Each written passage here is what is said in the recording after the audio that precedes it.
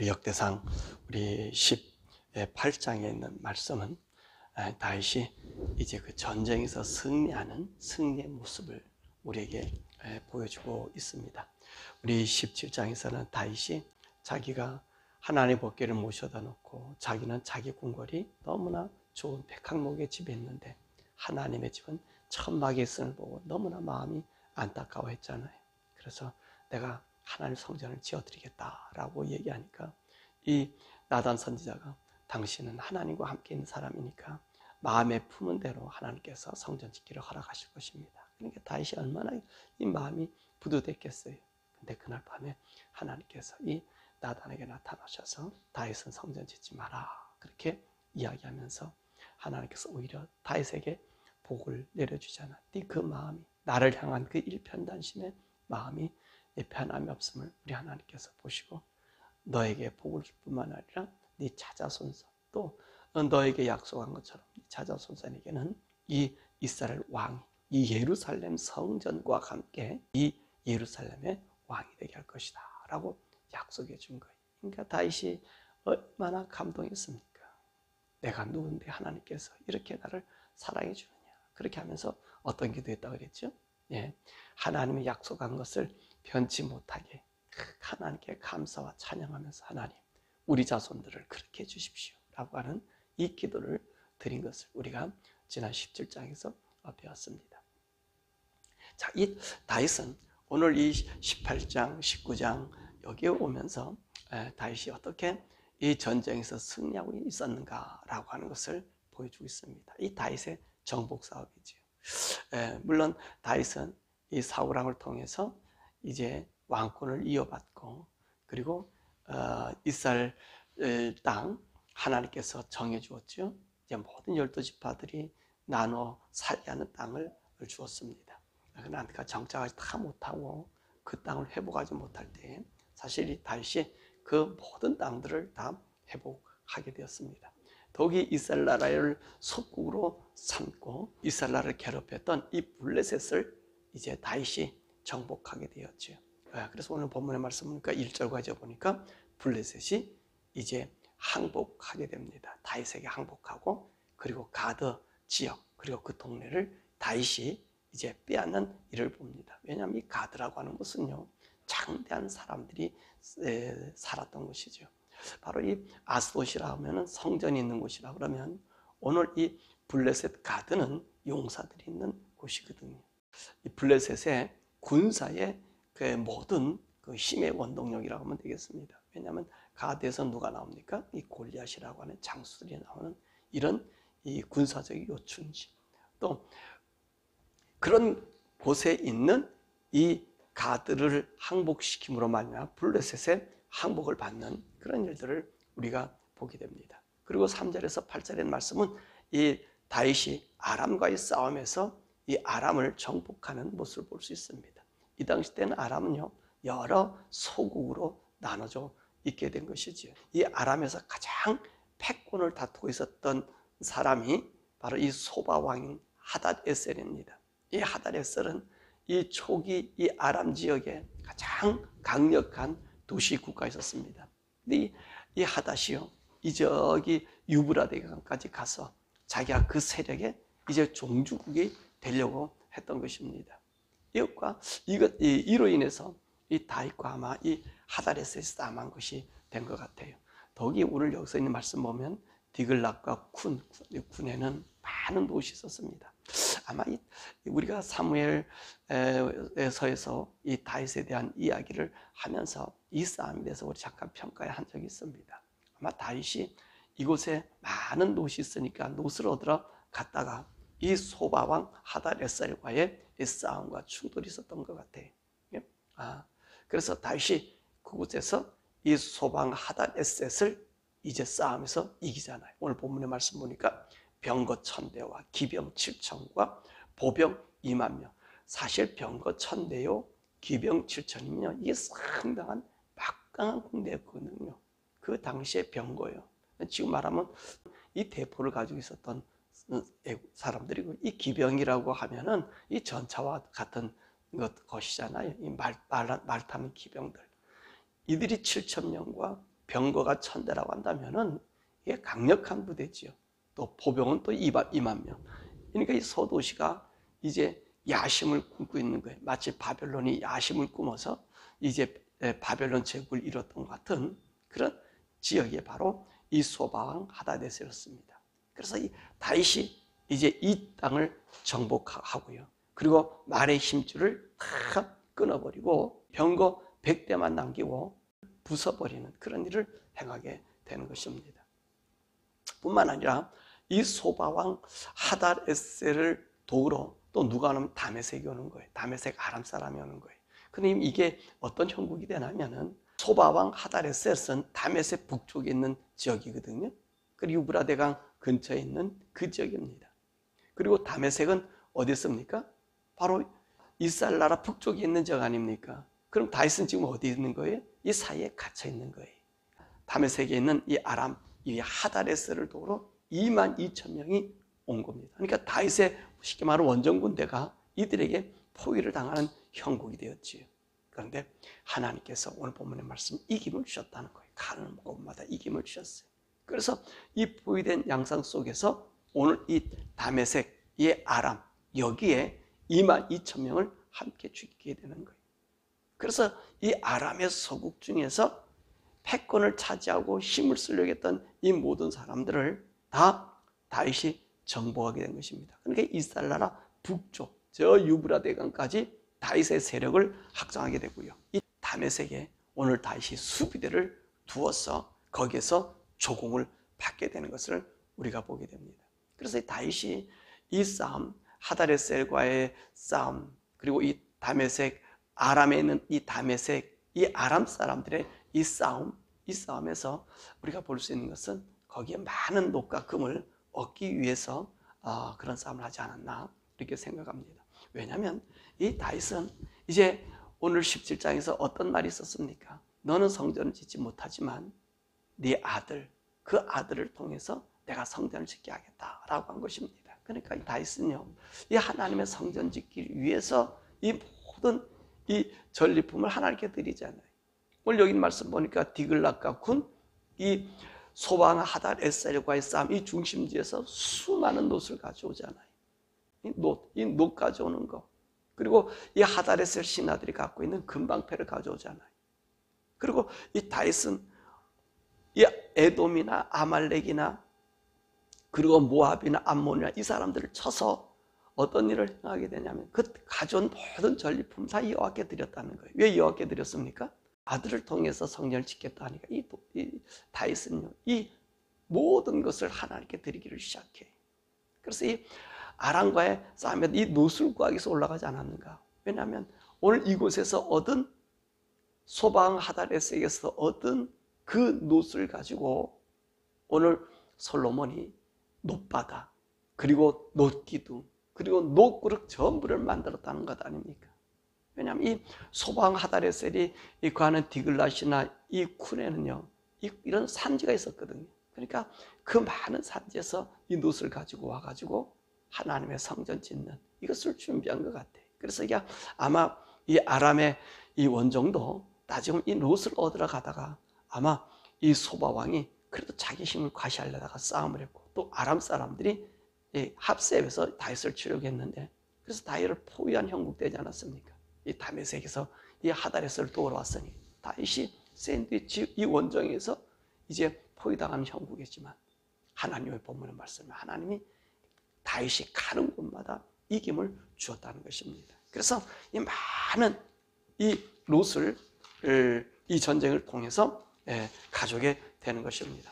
뿐만 아니라 이제 하마당 이 도우가 자기 아들 하도람을 이제 다윗에게 보냅니다. 이 화해를 맺는 거죠. 왜냐하면 이 하마당 도우가 이 소방 하닷에셀과 이 싸움 중에 서로 패권을 가르는 중에서 다윗이 하닷에셀 이 세력을 약화시켜 놨거든요. 그러니까 이 하마당 도가 너무나 기분이 좋아서 은과 금과 롯것을 자기 아들을 통해 가지고 다윗에게 보내는 거예요. 드린 거예요. 그러면 다윗은 또 이 것을 어디다가 드려요? 하나님께 다 드렸다는 것입니다. 또한 여기 있는 말씀 보니까 수르야의 아들. 이 수르야는 다윗의 누이인데 이 수르야의 아들이 누구냐면 요압이 있고 아비새가 있고 아사엘이 있습니다. 근데 오늘 본문의 말씀 보니까 이 수르야의 아들 아비새가 이게 소금 골짜기에서 에돔이 이제 이스라엘을 공격한 것 같아요. 그러니까 거기에 가서 18,000명의 사람을 죽이게 됩니다. 근데 오늘 여기 있는 이 말씀의 기록이 조금 다른 것이 우리 사무엘에서 있는 말씀을 봐도 이건 이 요압의 싸움이라고 얘기합니다. 그리고 시편 60편에 봐도 요압이 12,000명을 죽였다라고 얘기합니다. 근데 오늘 성경 본문 말씀 18,000이잖아요. 그러니까 여기서 무엇을 우리가 알 수 있냐면 오늘 이 수라의 아들들 아비새와 요압이 전체 18,000명을 죽인 것 같습니다. 그리고 다윗이 와서 그곳에서 이제 오게 해서 이 요압이 다윗을 오게 해서 다윗의 승리를 기념하는 그런 일들도 함께 행하죠. 그래서 이 다윗은요, 이 하나님의 이름으로 하나님과 함께하는 그 모든 싸움에서 승리함을 볼 수 있습니다. 그래서 여기도 말씀에서도 그런 말씀하죠. 다윗이 가는 곳마다 이기게 하셨더라. 다윗의 병사들이 가는 곳마다 승리를 줍니다. 왜 그럽니까? 하나님이 다윗이 온전히 하나님께 드려지고 이들은 철저한 하나님의 사람이 아니었다는 것입니다. 자, 그래서 이 다윗은요, 모든 정복 사업에서 얻은 은금을 자기를 위해서 쓰지 않아요. 자기 허세를 부린다든지 다른 사람들의 조공이 오면 그 영광을 갖다가 보이려고 그러지 않았어요. 이 다윗은 항상 하나님의 성전 짓는, 자기가 마음에 소원한 것을 하나님의 성전을 얼마나 아름답게 짓기를 원했으면 모든 은금을 전부를 다 하나님께 드리고요. 솔로몬이 이 성전 지을 때 자기가 한 것 없어요. 다 이 아버지가 쌓아놓은 그것을 가지고 더 이 성전 짓기에 충분하게 만들었다는 것입니다. 또한 여기는 이 말씀을 보면 다윗의 이 정치에 대해서 나오고 있습니다. 다윗은 어떻게 이스라엘 백성을 다스렸는가라고 말씀 보면 14절의 말씀 보니까 다윗이 온 이스라엘을 이 정의와 공의로 다스렸다라고 이야기합니다. 우리가 성경 보면 다윗의 나라가 정의의 나라요, 공의의 나라입니다. 또 우리 그리스도의 나라가 정의와 공의의 나라입니다. 이 말이 무슨 말이냐면 다윗이 자기가 아무리 힘이 세고 강하고 그리고 왕으로서 잘 통치하고 위험이 있어도요, 이 사람 여기에서 떠나지 않았다는 거예요. 정의와 공의를 실현하는 것, 하나님 말씀 기반 위에서 이 일을 행했다는 것입니다. 여러분, 제가 여러분들에게 말씀했죠. 정의와 공의가 뭐죠? 정의는요, 억울함이 없어야 돼. 어느 누구에게도 억울함이 있으면 정의가 실현되지 않습니다. 그리고 그 나라가 발라질 수가 없는 거지. 그리고 공의라고 하는 것은 차별이 없어야 되는 거예요. 잘 산다? 나와 가장 가까운 친척이다? 또 나의 아들이다? 여러분, 그것을 차별 두고 적용하게 되면은 또 나라를 다스리나 이 법을 적용하면 거기는 부작용이 생겨요. 그게 부패하게 돼요. 그리고 사람들이 원성을 사게 돼요. 근데 다윗은요, 하나님 편에서나 백성 편에서나 원성 들은 사람이 아니에요. 항상 정의, 정말로 모든 사람에게 차별이 없이, 모든 사람이 억울함이 없이 그렇게 이 나라를 다스렸단 말입니다. 그래서 이 다윗의 왕국을 그리스도의 왕국이라는 것이 바로 우리 그리스도가 그러지 않았습니까? 우리 주님은, 우리 하나님은요, 정의와 공의의 나라입니다. 우리 그리스도는, 우리 하나님 아무리 자기가 마음에 들고 정말로 자기가 애지중지되어 하나님 앞에 죄가 있으면 어떤 일을 행합니까? 가차없이 우리 하나님께서 그 아들 예수까지라도 하나님의 이 공의로 다스렸고요. 그래서 하나님의 공의가 준엄한 것을 우리에게 보여준 거예요. 차별이 없는 거예요. 내 아들이다. 그래서 더 봐주고, 내가 원수의 아들이다. 더 미워하고 그러지 않았다는 거예요. 하나님 법 앞에서, 하나님 말씀 안에서 그가 살았습니다.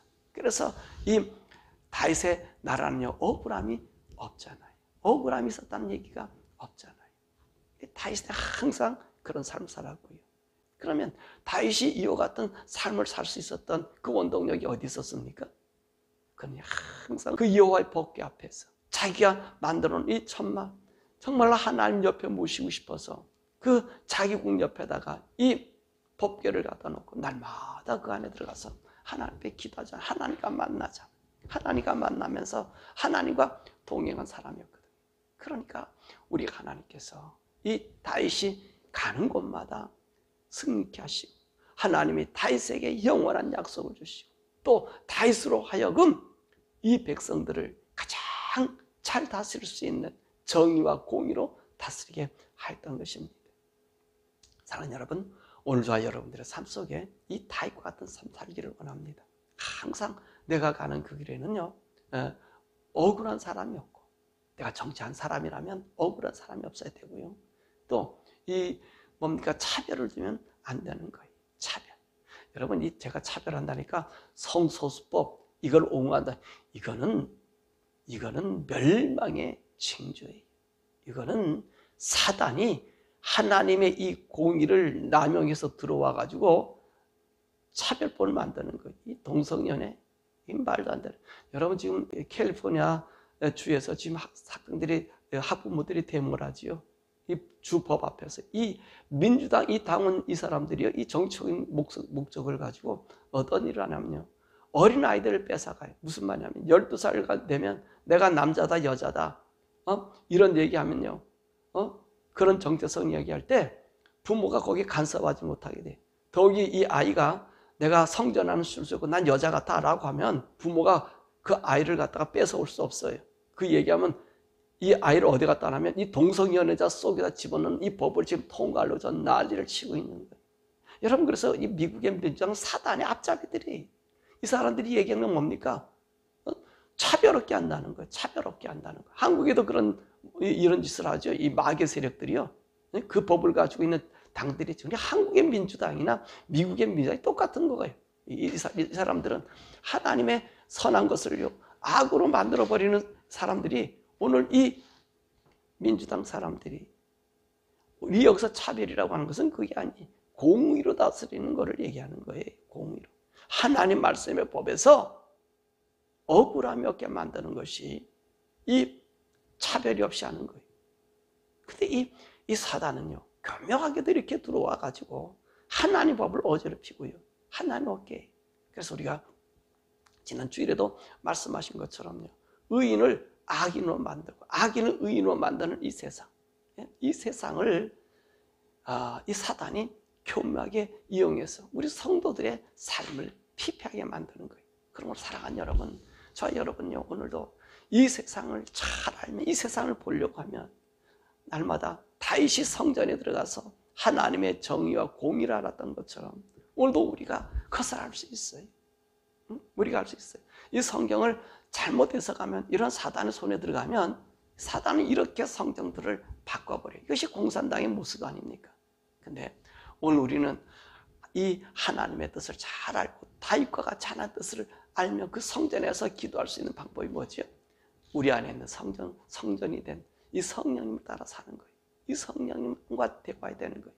여러분이 성령의 사람 되고 성령님과 동행하려면 첫 번째로 여러분들은 여러분의 죄를 자복해 하고요, 예수 그리스도가 날 위해 돌아가신 이 구속을, 그 구속된 주님을 믿으셔야 되고요, 그분을 영접돼야 돼요.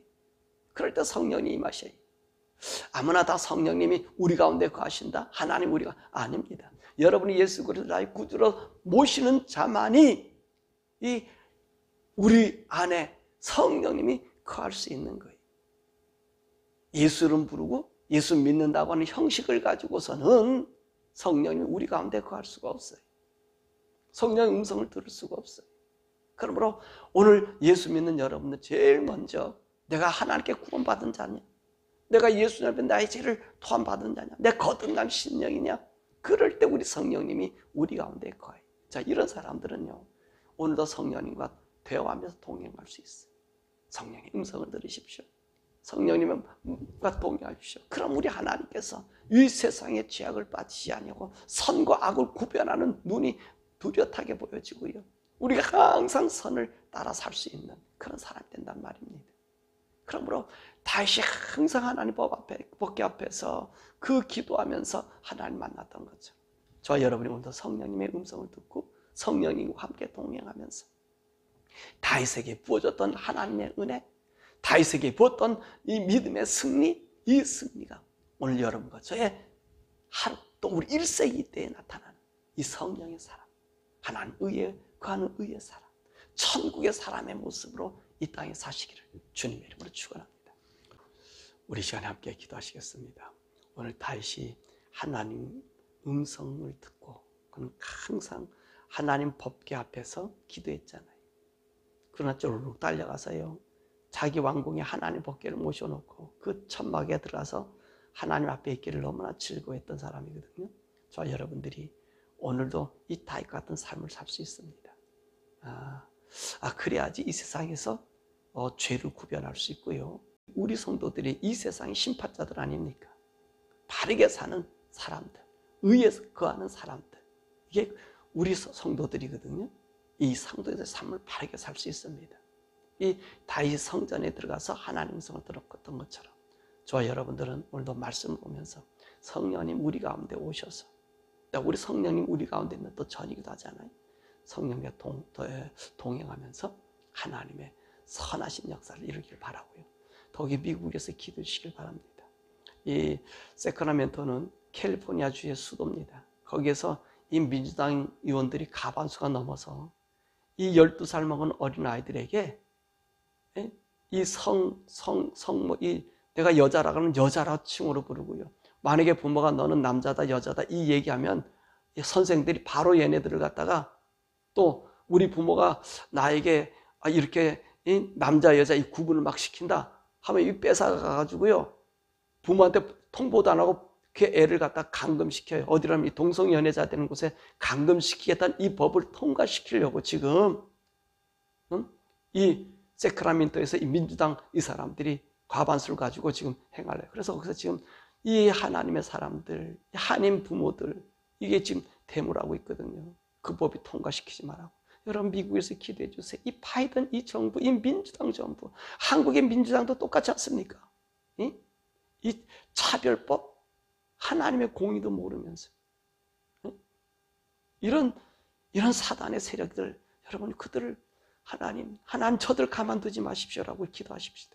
하나님 이 나라를, 미국과 한국을 긍휼히 여겨주셔서 이 민주당의 이 악의 세력, 이 사단의 앞잡이들을 하나님, 이 미국 땅에 하나님의 성령의 바람 불 수 있게 해달라고 우리 주여 부르고 기도해 주시기 바랍니다. 우리 주여 부르고 같이 기도하시겠습니다. 주여.